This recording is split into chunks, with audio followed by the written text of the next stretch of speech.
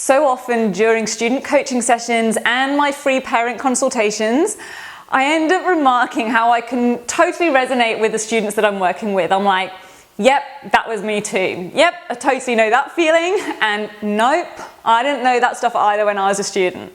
So I thought I'd share 4 of the mistakes I know I made and how often when I spend time with students and parents, I work on these particular things and highlight and fill in the gaps in them.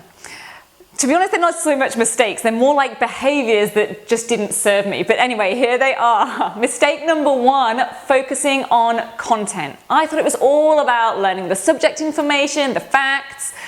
Now, successful study does require obviously knowledge of the subject content, but the other 50% of it is about how to apply that knowledge in the way the question or exam requires and showing a high level of understanding, analysis and synthesis of that info. Mistake number 2 was expanding that knowledge but not knowing why. I remember sitting in the library writing loads of notes from science journals because my teacher had said in a class or a parent-teacher meeting, I can't even remember when it was, but I remember what they said. They said that top students should go above and beyond the standard textbook information. So I did that. I was finding case studies, writing up journal notes. The thing was, I didn't really know why I was doing it. I didn't know what I was supposed to do with that extra info.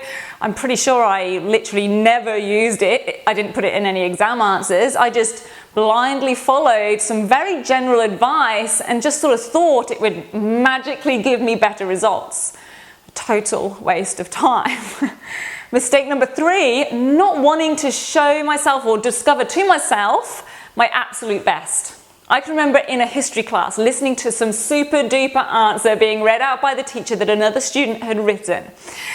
And really, I was just thinking, that's not me, I can't write like that. When really, there was no reason it shouldn't have been me. I could have written to that level, I just felt like it would be a little bit weird to write so professionally when I still felt quite young.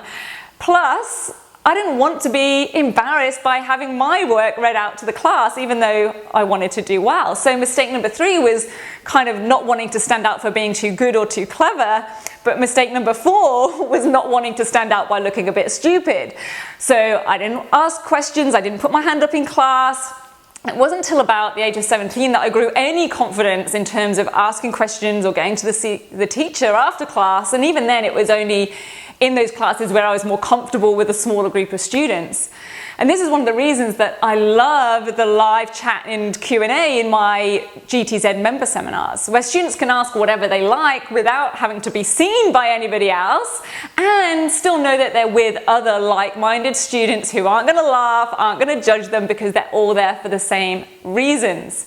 And I kind of hope that maybe just by having some positive experiences there, maybe some of the students that I work with might actually build that confidence to do that in school, maybe just once or twice. So those are 4 of my mistakes or behaviors that didn't really serve me as a student. It's certainly not a full list of every mistake I ever made, but it's some of the most common issues I see students facing and mistakes I see them making in their study today. So if this is your teen or any of these things match them, they're not alone. The good news is these mistakes, these behaviors can absolutely be fixed, turned around and turned into successes. The time and effort that they spend on things that may not be serving them now can absolutely be put to more effective use and give them the confidence to show their best, get their question answered and put themselves out there a little bit more and show their true ability.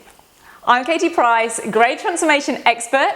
If you're watching this anywhere besides my blog at gradetransformation.com.au/blog, head over there. There's lots more tips and videos for you. And I'd like to hear from you.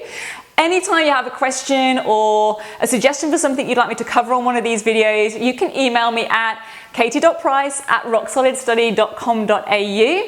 And until next week, have a fantastic week.